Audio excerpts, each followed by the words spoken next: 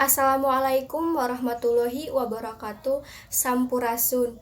Wilujeng enjing mitra sadaya tepang deui simkuring Siti Nuhadianti dina Warta Sunda TV.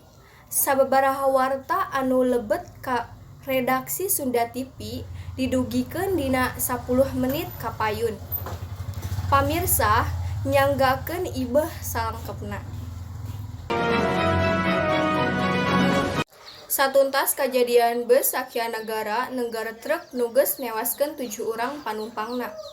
Polres Subang mariksa kaulageraan beus di terminal Subang.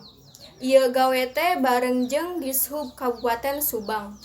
Ngayakeun pamariksaanana dadakan nyaeta poe Salasa 16 Juli 2016. Dina kacelakaan kajadianana nyaeta poe Senen 15 Juli 2016.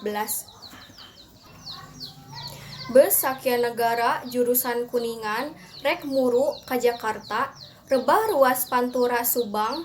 Beus sakia negara neunggar truk toronton nepi ka tikusrukna. Pamirsa, mung sakitu pidangan warta dina Dandeut ayeuna ngawakilan Ais Pangampi, Sunda TV. Simkuring Siti Nuhadianti sejak amit mungkur amit mundur nedahapunten dina samudayah palepatan. Wassalamualaikum warahmatullahi wabarakatuh.